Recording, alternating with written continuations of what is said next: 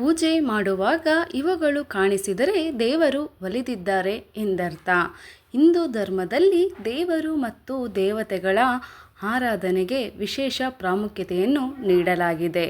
ನಿತ್ಯ ಪೂಜೆ ಮಾಡುವವರಿಗೆ ದೇವರು ಸದಾ ಪ್ರಸನ್ನನಾಗುತ್ತಾನೆ ಎಂಬ ನಂಬಿಕೆ ಇದೆ. ಅಷ್ಟೇ ಅಲ್ಲ, ಇಂತಹ ಮನೆಗಳಲ್ಲಿ ಸದಾ ಸುಖ, ಸಂತೋಷ ಮತ್ತು ಸಮೃದ್ಧಿ ನೆಲೆಯಾಗುತ್ತದೆ. ದೇವರು ನಿಮ್ಮ ಪೂಜೆಯಿಂದ ಪ್ರಸನ್ನನಾಗಿದ್ದಾರೆ. ಈ ಎಲ್ಲ ಸೂಚನೆಗಳನ್ನು ನೀಡುತ್ತಾರಂತೆ. ಪೂಜೆ ಮಾಡುವಾಗ ನಿಮಗೂ ಈ ಸೂಚನೆಗಳು ಕಾಣಿಸಿಕೊಂಡಿದ್ದರೆ ಕಮೆಂಟ್ ಮಾಡಿ. ಇವತ್ತಿನ ವಿಡಿಯೋ ತುಂಬಾ ಉಪಯುಕ್ತವಾಗಿರುತ್ತದೆ. ಫ್ರೆಂಡ್ಸ್, ನೀವೇನಾದರೂ ಫಸ್ಟ್ ಟೈಮ್ ನನ್ನ ಚಾನಲ್ಗೆ ವಿಸಿಟ್ ಮಾಡಿದರೆ ಪ್ಲೀಸ್ ನನ್ನ ಚಾನಲನ್ನು ಸಬ್ಸ್ಕ್ರೈಬ್ ಮಾಡಿಕೊಳ್ಳಿ. ಧಾರ್ಮಿಕ ನಂಬಿಕೆಯ ಪ್ರಕಾರ ಪೂಜೆಯ ಸಮಯದಲ್ಲಿ ವ್ಯಕ್ತಿಯ ಪೂಜೆ ಯಶಸ್ವಿಯಾಗಿದೆಯೇ ಅಥವಾ ಇಲ್ಲವೇ ಎಂಬುದನ್ನು ನಾವು ಅನೇಕ ಸೂಚನೆಗಳ ಮೂಲಕ ಪಡೆದುಕೊಳ್ಳಬಹುದು.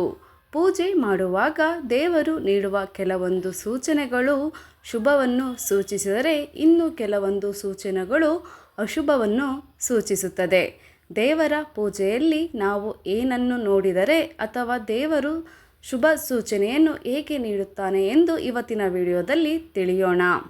ದೇವರಿಗೆ ಪ್ರಿಯವಾದುದನ್ನು ಅರ್ಪಿಸಿದರೆ ಧಾರ್ಮಿಕ ನಂಬಿಕೆಗಳ ಪ್ರಕಾರ ಭಕ್ತರು ನಿಯಮಿತ ಪೂಜೆಯನ್ನು ಮಾಡುತ್ತಾರೆ ಮತ್ತು ದೇವರನ್ನು ಮೆಚ್ಚಿಸಲು ದೇವರ ನೆಚ್ಚಿನ ವಸ್ತುಗಳನ್ನು ಅರ್ಪಿಸುತ್ತಾರೆ. ಆದ್ದರಿಂದ ದೇವರನ್ನು ಮೆಚ್ಚಿಸುವ ಮೂಲಕ ನಾವು ಆತನ ಆಶೀರ್ವಾದವನ್ನು ಪಡೆಯಬಹುದು.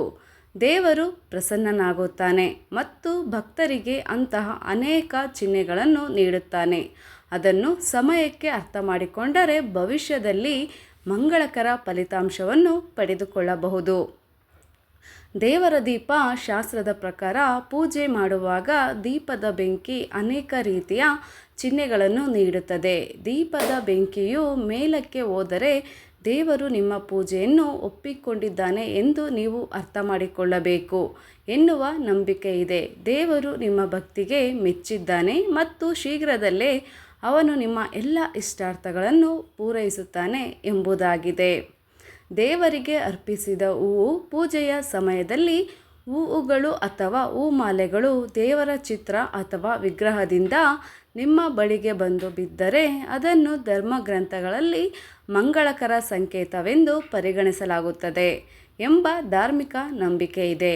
ಈ ಚಿಹ್ನೆಯು ದೇವರ ಆಶೀರ್ವಾದವು ನಿಮ್ಮ ಮೇಲೆ ಬೀಳಲಿದೆ ಮತ್ತು ನಿಮ್ಮ ಪೂಜೆಯಿಂದ ಅವನು ಸಂತೋಷಗೊಂಡಿದ್ದಾನೆ ಎಂಬುದರ ಅರ್ಥವಾಗಿದೆ.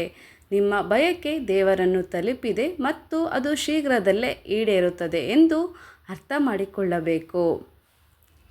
ಇವರು ಪೂಜೆಯ ವೇಳೆ ಬರುವುದು. ಶಾಸ್ತ್ರಗಳ ಪ್ರಕಾರ ನಿಮ್ಮ ಪೂಜೆಯ ಸಮಯದಲ್ಲಿ ತಂದೆ, ಗುರು, ಬ್ರಾಹ್ಮಣ ಅಥವಾ ಯಾವುದೇ ಹಿರಿಯರು ನಿಮ್ಮ ಮನೆಗೆ ಬಂದರೆ ಅದನ್ನು ಮಂಗಳಕರ ಸಂಕೇತವೆಂದು ಪರಿಗಣಿಸಲಾಗುತ್ತದೆ.